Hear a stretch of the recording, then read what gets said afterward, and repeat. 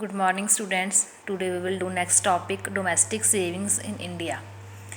In India, domestic savings has been considered as one of the major source of capital formation. ਆਪਾਂ ਨੂੰ ਪਤਾ domestic saving meaning ਕੀ ਹੋਇਆ ਤੇ ਵੀ ਆਪਣੇ ਇੱਕ ਨੈਸ਼ਨ ਦੇ ਅੰਡਰ ਕਿੰਨੀ ਆਪਾਂ ਕੀ ਕਹਿ ਸਕਦੇ ਇੱਕ ਪਰਟੀਕੂਲਰ ਟਾਈਮ ਪੀਰੀਅਡ ਦੇ ਵਿੱਚ ਸੇਵਿੰਗਸ ਕਰ ਰਹੇ ਹਾਂ ਤਾਂ ਉਹ ਸੇਵਿੰਗਸ ਆਪਾਂ ਹਾਊਸ ਹੋਲਡ ਸੈਕਟਰ ਤੋਂ ਕਰ ਰਹੇ ਹਾਂ, ਪ੍ਰਾਈਵੇਟ ਤੋਂ ਕਰ ਰਹੇ ਹਾਂ ਜਾਂ ਫਿਰ ਪਬਲਿਕ ਤੋਂ ਕਰ ਰਹੇ ਹਾਂ। ਜਦੋਂ ਆਪਾਂ ਇਹਨਾਂ ਨੂੰ ਸਾਰੀ ਚੀਜ਼ਾਂ ਨੂੰ ਇੱਕ ਸਿਨੈਰੀਓ ਦੇ ਅੰਡਰ ਐਡ ਅਪ ਕਰ ਦਿੰਦੇ ਹਾਂ ਤਾਂ ਆਪਾਂ ਉਸਨੂੰ ਕੀ ਕਹਿ ਸਕਦੇ ਹਾਂ ਡੋਮੈਸਟਿਕ ਸੇਵਿੰਗਸ ਇਨ ਇੰਡੀਆ ਜਾਂ ਫਿਰ total domestic savings. For the whole of the planning period, estimate of saving have been prepared by the Central Statistical Organizations। ਇਹੀ ਇੱਕ ਆਪਾਂ ਕਹਿ ਸਕਦੇ ਹਾਂ ਵੀ ਇੱਕ ਆਰਗੇਨਾਈਜੇਸ਼ਨ ਜਿਹੜੀ ਕਿਸ ਚੀਜ਼ ਦਾ ਰਿਕਾਰਡ ਰੱਖਦੀ ਹੈ domestic savings the. So for the estimation of domestic savings, whole economy is broadly classified into three institutional sectors. First is household, second is private and third is public। ਹੁਣ house hold sector ਦੇ ਵਿੱਚ ਕੀ ਕੁਛ ਆ ਜਾਂਦਾ ਹੈ, private ਦੇ ਵਿੱਚ ਕੀ ਕੁਛ ਆਉਂਦਾ ਅਤੇ ਪਬਲਿਕ ਦੇ ਵਿੱਚ ਕੀ ਹੁੰਦਾ ਆਪਾਂ ਇਹ ਡਿਸਕਸ ਕਰਾਂਗੇ। ਫਸਟ ਕਿ ਦੇਖੋ house hold sector. House hold sector ਦੇ ਵਿੱਚ ਆਪਾਂ ਜੇ ਗੱਲ ਕਰੀਏ ਆਪਾਂ ਕੀ ਕਹਿ ਸਕਦੇ ਹਾਂ ਵੀ ਫਾਈਨੈਂਸ਼ੀਅਲ ਸੇਵਿੰਗਸ ਕਿੰਨੀ ਹੈ ਅਤੇ ਜਾਂ ਫਿਰ ਆਪਣੀ ਫਿਜ਼ੀਕਲ ਐਸੈਟਸ ਦੇ ਵਿੱਚ ਸੇਵਿੰਗ ਕਿੰਨੀ ਹੈ। ਹੁਣ ਦੇਖੋ ਫਾਈਨੈਂਸ਼ੀਅਲ ਸੇਵਿੰਗਸ ਲਾਈਕ ਤੁਹਾਡੇ ਕਿੰਨੀਆਂ ਸਾਰੀਆਂ ਫਾਈਨੈਂਸ਼ੀਅਲ ਇੰਸਟੀਟਿਊਸ਼ਨਸ ਬਣੀਆਂ ਨੇ, IFCI ਹੋ ਗਿਆ, IDBI ਹੋ ਗਿਆ, ਨਬਾਰਡ ਹੋ ਗਿਆ, SIDBI ਹੋ ਗਿਆ। ਇਸ ਬੈਂਕਿੰਗ ਵੀ ਨੇ ਨਾਲ ਹੀ ਫਾਈਨੈਂਸ਼ੀਅਲ ਇੰਸਟੀਟਿਊਸ਼ਨਸ ਵੀ ਨੇ ਤਾਂ ਇਹਨਾਂ ਤੋਂ ਤੁਹਾਨੂੰ ਕਿੰਨੀ ਜ਼ਿਆਦਾ ਆਪਾਂ ਕਹਿ ਸਕਦੇ ਹਾਂ ਵੀ ਕਿੰਨਾ ਜ਼ਿਆਦਾ ਤੁਸੀਂ ਆਪਣਾ ਇਨਵੈਸਟਮੈਂਟ ਦੀ ਫਾਰਮ ਦੇ ਵਿੱਚ ਇੱਥੇ ਮਨੀ ਰੱਖੀਏ। ਕਿਉਂਕਿ ਆਪਾਂ ਦੇਖੋ ਬੈਂਕਸ ਦੇ ਵਿੱਚ ਕੀ ਕਰਦੇ ਹਾਂ, ਫੰਡ ਰੱਖਦੇ ਹਾਂ। ਬੈਂਕਿੰਗ ਦੇ ਵਿੱਚ ਫੰਡ ਕਿਉਂ ਰੱਖਦੇ ਹਾਂ, ਵਿਦ ਰੇਟ ਆਫ ਇੰਟਰਸਟ ਆਪਾਂ ਨੂੰ ਅਮਾਊਂਟ ਮਿਲੇ ਅਤੇ ਆਪਾਂ ਨੂੰ ਫਿਰ ਕੀ ਬਣ ਜਾਂਦੀ ਇੱਕ ਤਰ੍ਹਾਂ ਦੀ ਸੇਵਿੰਗ ਜਾਂ ਫਿਰ ਇਨਵੈਸਟਮੈਂਟ ਬਣ ਜਾਂਦੀ ਹੈ। The financial saving involves possession of currency, net deposits, investment in shares and debentures. ਆਪਾਂ ਨੂੰ ਪਤਾ ਦੇਖੋ ਵੀ ਜਿਹੜੀ ਮਨੀ ਹੈ ਉਹ ਇੱਕ ਫਾਰਮ 'ਚ ਆਪਾਂ ਰੱਖ ਨਹੀਂ ਸਕਦੇ।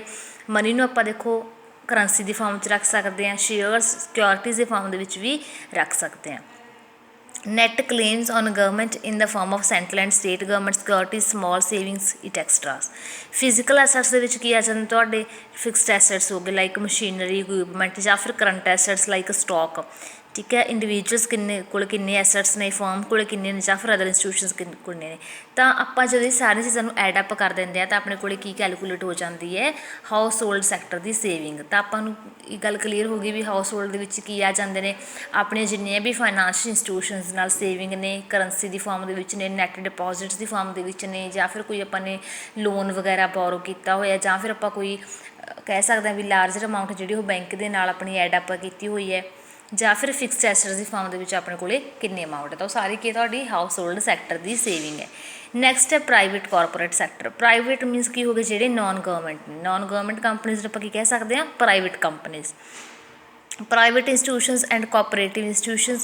The basic idea for non-government, non-corporate enterprises are obtained from analysis of balance sheet and profit and loss account of these companies। ਤਾਂ ਜੋ ਪ੍ਰਾਈਵੇਟ ਕਾਰਪੋਰੇਟ ਕੰਪਨੀਜ਼ ਨੇ ਆਪਾਂ ਇਹਨਾਂ ਦੀ ਜਿਹੜੀ ਵੀ ਫਾਈਨੈਂਸ਼ੀਅਲ ਪੋਜੀਸ਼ਨ ਹੈ ਉਹ ਕਿਸ ਬਿਹਾਫ ਤੋਂ ਜੱਜਮੈਂਟ ਕਰਦੇ ਹਾਂ ਆਪਾਂ ਬੈਲੈਂਸ ਸ਼ੀਟ ਦੇ ਬਿਹਾਫ ਤੋਂ ਜਾਂ ਫਿਰ ਪ੍ਰੋਫਿਟ ਐਂਡ ਲਾਸ ਅਕਾਊਂਟ ਦੇ, ਕਿਉਂਕਿ ਦੋ ਹੀ ਸਟੇਟਮੈਂਟਸ ਬਣੀਆਂ ਹੁੰਦੀਆਂ ਜੋ ਆਪਾਂ ਨੂੰ ਇੱਕ ਕੰਪਨੀ ਦੀ ਕਲੀਅਰ ਕੱਟ ਪਿਕਚਰ ਦਿੰਦੀਆਂ ਨੇ।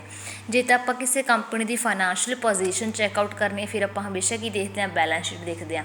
ਜੇ ਆਪਾਂ ਨੇ ਉਸਦੀ ਕਰੰਟ ਪੋਜੀਸ਼ਨ ਦੇਖਣੀ ਹੈ, ਪ੍ਰੋਫਿਟੇਬਿਲਿਟੀ ਦੇ ਬੇਸਿਸ 'ਤੇ ਦੇਖਣੀ ਤਾਂ ਹਮੇਸ਼ਾ ਆਪਾਂ ਬੈਲੈਂਸ ਸ਼ੀਟ ਨਹੀਂ ਦੇਖਦੇ, ਫਿਰ ਆਪਾਂ ਦੇਖਦੇ ਹਾਂ ਪ੍ਰੋਫਿਟ ਐਂਡ ਲਾਸ ਅਕਾਊਂਟ ਜਾਂ ਫਿਰ ਉਸ company the income statement. The net savings of private commercial banks, insurance companies like LIC, GIC ਹੋ ਗਿਆ, UTI ਹੋ ਗਿਆ, ਇੰਸ਼ੋਰੈਂਸ ਕੰਪਨੀਜ਼ ਹੋ ਗਈਆਂ ਜਾਂ ਫਿਰ ਆਪਣੇ ਪ੍ਰਾਈਵੇਟ ਬੈਂਕਸ ਹੋ ਗਏ। ਪ੍ਰਾਈਵੇਟ ਕਿਹੜੇ ਬੈਂਕਸ ਲਾਈਕ HDFC ਹੋ ਗਿਆ, ICICI ਹੋ ਗਿਆ and cooperative banks. Cooperative banks ਵੀ 3 ਲੈਵਲ 'ਤੇ ਬਣੇ ਨੇ, ਪ੍ਰਾਇਮਰੀ ਲੈਵਲ 'ਤੇ, ਡਿਸਟ੍ਰਿਕਟ ਲੈਵਲ 'ਤੇ ਅਤੇ ਸਟੇਟ ਲੈਵਲ 'ਤੇ। And societies broadly taken as increase in statutory and other reserves. ਤਾਂ ਇਹਨਾਂ ਸਾਰੀਆਂ ਆਪਾਂ ਕੀ ਕਹਿ ਸਕਦੇ ਵੀ ਇੰਸਟੀਟਿਊਸ਼ਨਸ ਦੀ ਵੀ ਕੀ ਦੇਖਦੇ ਹਾਂ ਨੈਟ ਸੇਵਿੰਗ ਦੇਖਦੇ ਹਾਂ। ਨੈਕਸਟ ਆਪਣੇ ਕੋਲ ਆ ਗਿਆ ਪਬਲਿਕ ਸੈਕਟਰ। ਪਬਲਿਕ ਮੀਨਸ ਕੀ ਹੋ ਗਿਆ ਗਵਰਨਮੈਂਟ ਇੰਸਟੀਟਿਊਸ਼ਨਸ, ਗਵਰਨਮੈਂਟ ਐਡਮਿਨਿਸਟ੍ਰੇਸ਼ਨ। ਤਾਂ ਇਸ ਦੇ ਵਿੱਚ ਆਪਾਂ ਕੀ ਕਹਿ ਸਕਦੇ ਹਾਂ ਵੀ net savings of the government companies. Net savings ਨੂੰ ਆਪਾਂ ਕੀ ਕਹਿ ਸਕਦੇ ਹਾਂ ਵੀ ਇਹ ਕੀ ਨੇ ਡੋਮੈਸਟਿਕ ਸੇਵਿੰਗਸ ਦੇ ਵਿੱਚ ਐਡ ਅਪ ਹੁੰਦੀਆਂ ਨੇ। The gross domestic saving means what is left after the consumption. ਦੇਖੋ ਆਪਾਂ ਵਾਰ ਕਹੀ ਜਾ ਰਹੇ ਹਾਂ ਕਿ ਡੋਮੈਸਟਿਕ ਸੇਵਿੰਗ ਬਟ ਡੋਮੈਸਟਿਕ ਕਿਹੜੀ ਡੋਮੈਸਟਿਕ ਸੇਵਿੰਗ ਗਰੋਸ ਜਾਂ ਫਿਰ ਨੈਟ। ਜਦੋਂ ਆਪਾਂ ਗੱਲ ਕਰਦੇ ਹਾਂ ਗਰੋਸ ਡੋਮੈਸਟਿਕ ਦੀ ਤਾਂ ਇਸ ਦੇ ਵਿੱਚ ਕੀ ਆ ਜਾਂਦੇ ਨੇ ਆਪਣੇ ਕੋਲ ਹਾਊਸ ਹੋਲਡ ਪਲੱਸ ਕੋਆਪਰੇਟਿਵ ਜਾਂ private plus government. So we can say that gross domestic saving is equal to what is left after the consumption. We can say that gross domestic saving is gross domestic product minus total consumption. ਤੁਹਾਡੇ ਕੋਲ ਕਿੰਨੀਆਂ products ਸੀ, ਉਹਨਾਂ ਦੇ ਤੁਸੀਂ ਕਿੰਨੇ consume ਕਰ ਚੁੱਕੇ ਹੋ। ਪ੍ਰੋਡਕਟ ਮਤਲਬ ਇੱਥੇ ਅਮਾਊਂਟ ਹੀ ਹੋਊਗੀ, ਮਤਲਬ ਤੁਹਾਡੇ ਕੋਲ 1 ਲੱਖ ਰੁਪੀਜ਼ ਦੀ ਅਮਾਊਂਟ ਸੀ, ਉਹ ਪ੍ਰੋਡਕਟ ਹੋ ਗਿਆ। ਉਸ ਦੇ ਵਿੱਚੋਂ ਕੰਜ਼ੰਪਸ਼ਨ ਸਪੋਜ਼ ਕਰੋ ਤੁਸੀਂ 20,000 ਦੀ, ਤੁਹਾਡੇ ਕੋਲ 80,000 ਕੀ ਹੋਊਗੀ, ਤੁਹਾਡੀ ਗ੍ਰੋਸ ਡੋਮੈਸਟਿਕ ਸੇਵਿੰਗ ਹੋਊਗੀ।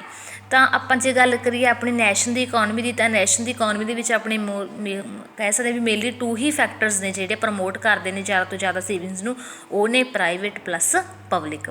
ਪ੍ਰਾਈਵੇਟ ਅੱਗੇ ਫਰਦਰ ਡਿਵਾਈਡ ਕੀਤੇ ਗਏ ਨੇ ਹਾਊਸ ਹੋਲਡ ਅਤੇ ਕਾਰਪੋਰੇਟ ਦੇ ਵਿੱਚ। ਨੈਕਸਟ ਆਪਾਂ ਟੋਪਿਕ ਕਰਾਂਗੇ reasons for low rate of saving, ਕਿ ਕੀ ਰੀਜ਼ਨਸ ਨੇ ਜਿਹੜੀ ਇੱਕ ਆਪਾਂ ਆਪਣੀ ਜਿਹੜੀ ਇਕੋਨਮੀ ਹੈ ਉਸ ਦੀਆਂ ਸੇਵਿੰਗਸ ਬਹੁਤ ਹੀ ਘੱਟ ਹੁੰਦੀਆਂ ਨੇ। ਫਸਟ ਰੀਜ਼ਨ ਦੇਖੋ, ਲੋ ਪਰ capita income. Ability to save depends a lot on their per capita income. Since the per capita income in India is low, people cannot save much more. Due to the inequalities of income and wealth, people at the top are quite affluent and are believed to have considerable savings capacity. However, it is doubtful whether the ability to save is so high as to enable our country to attain the desirable savings levels.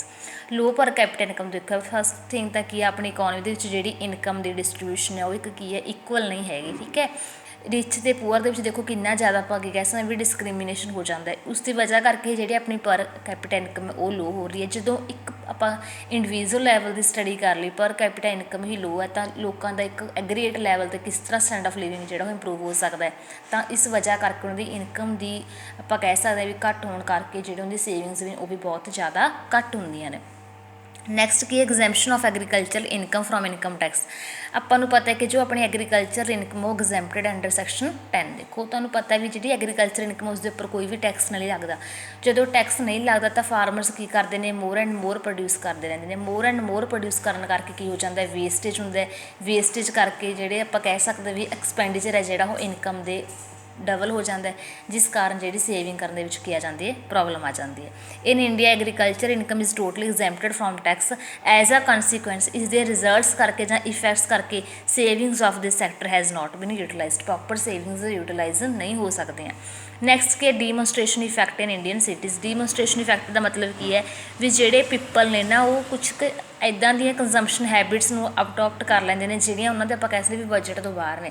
ਕਿਉਂਕਿ ਆਪਾਂ ਕੀ ਕਰ ਰਹੇ ਦੇਖੋ, Indian people ਨੇ ਜਿਹੜੇ European people ਦੇ contact ਦੇ ਵਿੱਚ ਆ ਰਹੇ ਨੇ, ਫਿਰ ਉਹ ਕੀ ਕਰ ਰਹੇ ਨੇ, ਉਹਦੀਆਂ ਹੈਬਿਟਸ ਚੇਂਜ ਹੋ ਰਹੇ ਨੇ, ਉਹਨਾਂ ਦੇ ਅਕੋਰਡਿੰਗ ਆਪਣੀ ਹੈਬਿਟਸ ਨੂੰ ਕੀ ਕਹਿ ਸਕਦੇ ਹਾਂ ਵੀ ਇੱਕ ਉਹਨਾਂ ਦੇ ਲੈਵਲ 'ਤੇ ਲੈ ਕੇ ਆਉਣ ਦੀ ਕੋਸ਼ਿਸ਼ ਕਰਦੇ ਨੇ, ਜਿਸ ਨਾਲ ਆਪਣੇ ਕੀ ਕਹਿ ਸਕਦੇ ਸੇਵਿੰਗਸ ਦੇ ਬਹੁਤ ਜ਼ਿਆਦਾ ਇਫੈਕਟ ਪੈਂਦਾ। ਕਿਉਂਕਿ ਜਿਉਂ ਹੀ ਆਪਾਂ ਯੂਰੋਪੀਅਨ ਹੈਬਿਟਸ ਨੂੰ ਅਡੋਪਟ ਕਰਨ ਲੱਗ ਜਾਂਦੇ ਹਾਂ, ਆਪਣਾ ਸਟੈਂਡ ਆਫ ਲਿਵਿੰਗ ਹੈ ਜਿਹੜਾ ਉਹ ਇੰਪਰੂਵ ਕਰਨ ਦੀ ਕੋਸ਼ਿਸ਼ ਦੇ ਵਿੱਚ ਮਨੀ ਦੀ ਵੇਸਟੇਜ ਹੋ ਜਾਂਦੀ ਹੈ, ਸੇਵਿੰਗਸ ਜਿਹੜੀਆਂ ਉਹ ਲੋ ਹੋ ਜਾਂਦੀਆਂ ਨੇ।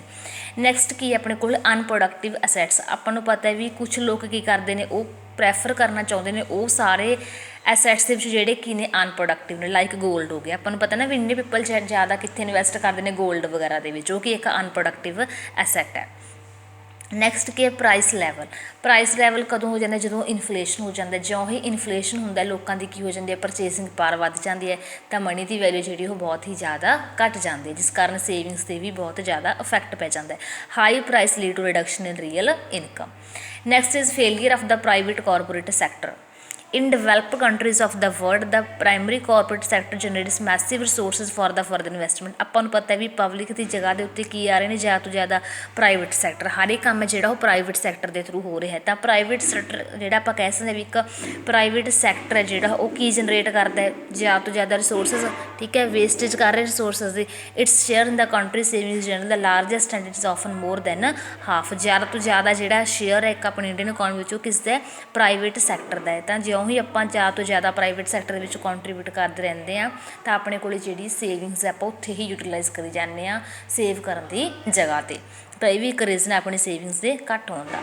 ਨੈਕਸਟ ਕਿ ਫੇਲੀਅਰ ਆਫ ਪਬਲਿਕ ਸੈਕਟਰ। ਦੇਖੋ ਆਪਾਂ ਉੱਪਰ ਪੁਆਇੰਟ ਦੇ ਵਿੱਚ ਕਰ ਚੁੱਕੇ ਕਿ ਪ੍ਰਾਈਵੇਟ ਸੈਕਟਰ ਦਾ ਰੋਲ ਹੈ ਜਿਹੜਾ ਉਹ ਜ਼ਿਆਦਾ ਹੋ ਗਿਆ। ਆਪਾਂ ਸੇਵ ਕਰਨ ਦੀ ਜਗ੍ਹਾ 'ਤੇ ਕਿੱਥੇ ਇਨਵੈਸਟ ਕਰੀ ਜਾ ਰਹੇ ਹਾਂ, ਪ੍ਰਾਈਵੇਟ ਸੈਕਟਰ ਦੇ ਵਿੱਚ ਕਰੀ ਜਾ ਰਹੇ ਹਾਂ। ਤਾਂ ਇਹ ਇੱਕ ਰੀਜ਼ਨ ਹੈ। Over the year there has been considerable increase in unproductive expenditure of government.